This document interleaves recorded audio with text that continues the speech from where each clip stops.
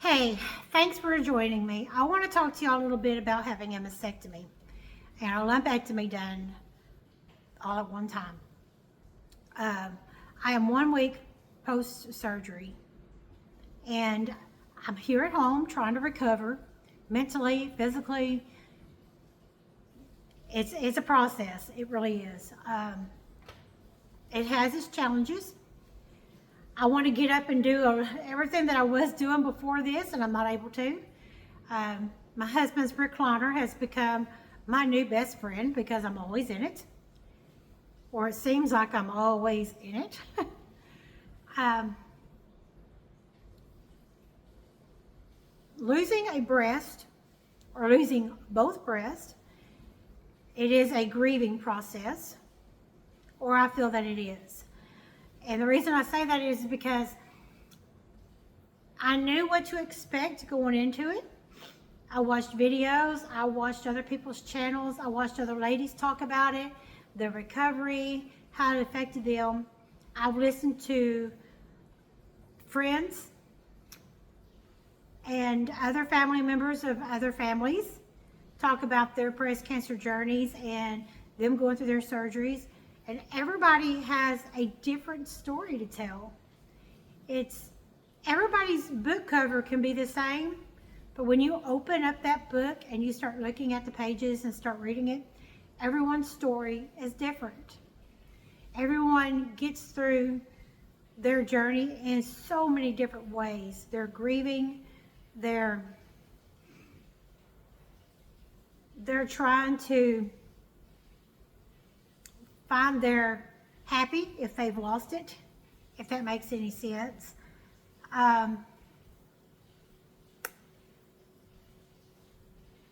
Mine has been, in the past week, I've gone from crying to bawling to screaming, back to bawling, screaming some more, back to crying, back to smiling and laughing. It has been probably one of the biggest roller coasters ever. I thought when I had my hysterectomy I thought that was a challenge. No. Yes, I went through my moments after that, but it does not compare to going in and having a mastectomy after having breast cancer. Because when you have your uterus removed, it's not because it has cancer, it's because, in my case, it didn't have cancer. It's because I'm anemic, and as I'm getting older, and my body just wouldn't stop bleeding. So I had to have it removed. And then finding out a month later that I had breast cancer, on top of that, just like, whew, wow. I mean, you open the book up and you read the first chapter, you're like, oh, wow, she had a hysterectomy. So my story went from hysterectomy, let's jump to chapter, 10, 11, 12, like right now. Forget chapter 2 and everything else in between. It was chapter 1, straight to the others. And that's kind of like how it felt whenever I found out that I had breast cancer to begin with. But then I got through the chemo treatments, 6 months worth of chemo, going through that process, crying and getting through that, to the process of, okay, now it's time to go in for surgery. I knew it was happening. I knew it was coming. Like I said, I watched videos of other women talking about how their journey was, how they got through it, how they're getting through it. And I watched so many of them. They were so uplifting. And I was like, okay, well, I got this. I thought I had it. I thought I had it when I got home, because for the first 2 days I did not see myself in the mirror, undressed, because I had a bandage wrapped around the top part of me. But then when it came time, when I got home, to unwrap and get a shower after being home from the hospital, seeing myself in the mirror for the first time, I have cried pretty hard in my lifetime. I've cried pretty hard. I've had some pretty good bawling moments and screaming moments in my lifetime. But all of those could never compare to this time. It was so different. I don't think I've ever cried, screamed, or bawled so hard than I did the moment I saw myself in the mirror.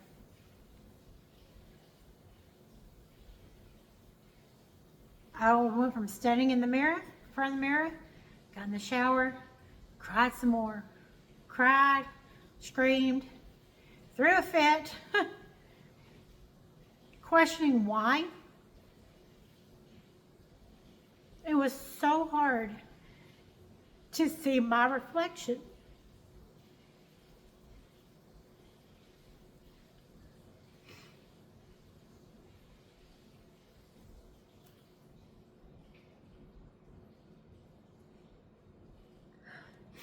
So it is like you're grieving.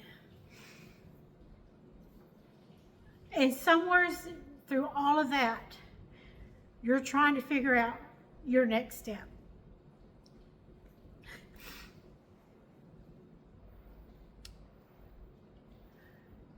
I had my surgery done on the 3rd of this month of November.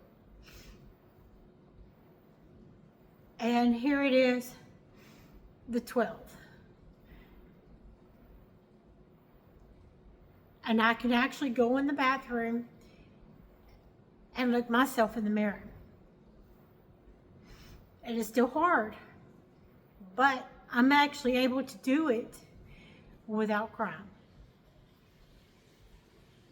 So yes, you go through emotions of grieving, questioning, trying to understand it, and trying to get good with it.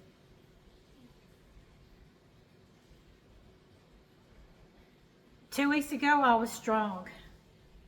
2 weeks later, I'm still strong. I'm just learning how to be strong in a different way than what I did 2 weeks ago. Everyone says, you know, your boobs, they serve a purpose. I mean, if you had kids, you breastfed, they served a purpose. You were younger, they served a purpose. You know, the older you get, they don't really have a purpose except hanging around. And that's a strange way of putting it, but it is. It's kind of like two best friends hanging around, and at some point they're no longer your best friends and they serve their purpose, and it's time for them to move on, if you want to look at it that way. There's a lot of women that are okay with not having them. They have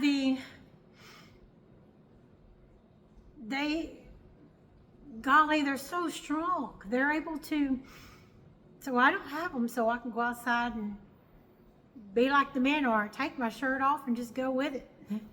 And I've watched a lot of videos where women have done that, and they are so content. Maybe 10 years down the road, I would be very content with that. But right now, I'm not content with that.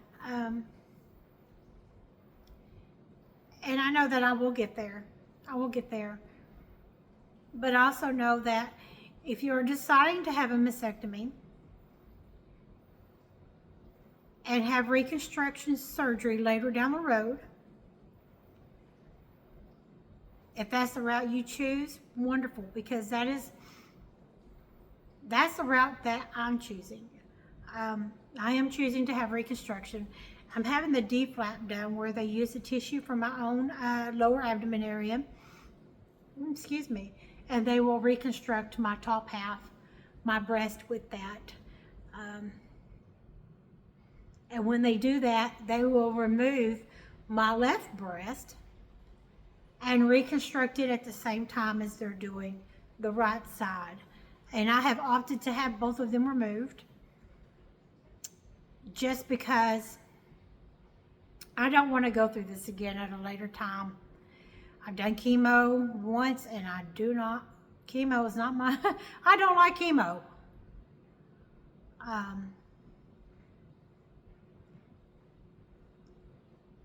Anyways, for I'm I'm just randomly talking now. I'm probably not even making sense, and I'm very sorry. Trying to stay focused. Back to having the mastectomy. You, I've gone through the grieving part of it. I feel I'm still have days to where don't want to look in the mirror, but today I'm okay with it. I have days so far since surgery. I've cried by myself many a times. And today, I'm thankful. I mean, I've been thankful this whole time, but today, I'm truly thankful. Truly. Because when I looked in the mirror earlier, I didn't see someone that lost a breast, and oh my gosh, you lost a body part, let's cry, let's have a fit. I didn't question the why, because I saw someone standing there that is surviving, getting through this, and that is alive, and so thankful. I may have lost one of my breasts, but it's okay. Because my life is way more important than that one breast. And that is a heck of a way of describing it, but it's true. It is so way more important. So if you are new, so not new, golly, I wish I could choose my words better. If you just found out that you had a mammogram done and now you're just now finding out that you do have breast cancer, there is a light at the end of the tunnel. It may not seem like it now, but there is.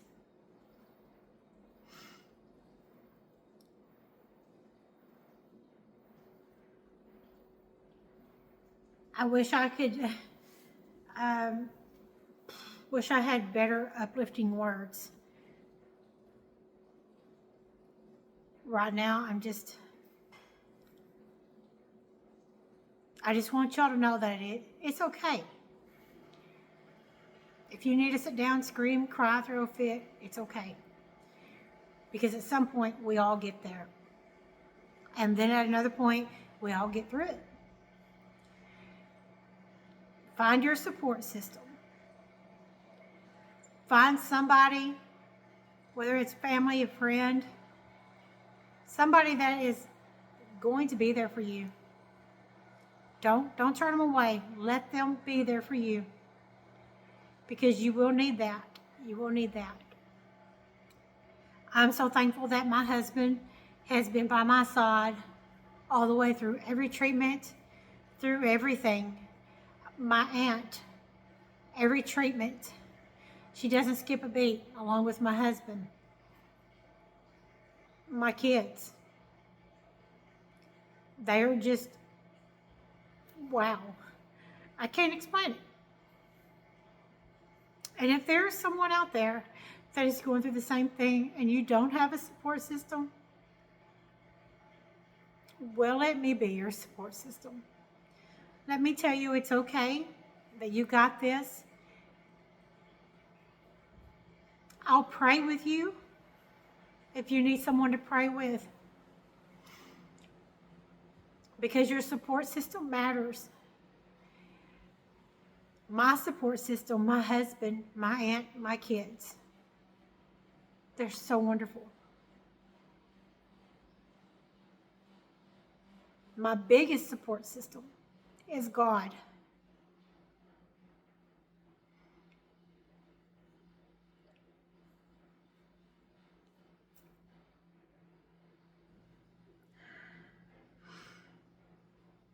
Having Jesus in your heart and knowing that Him and God are walking by your side and holding your hand through this whole journey, along with your friends, your family, anyone there to help support you. That is everything. Everything. So I'll go ahead and cut this, I guess, short. Like, I don't even know if this video is short. I haven't, it's like, yeah, 15 minutes long. So I will go ahead and just cut it off here. Trying to find words. I think it's because I'm trying to overthink it, and it's, yeah, not working out. But before I get off of here, I would like to pray with you, if that's okay. So if you'd like to bow your head or close your eyes, I would like to say just a simple prayer for you. Dear Lord, I'd like to thank you for anyone that is joining us today, that is listening, that is going through their own struggles in their life.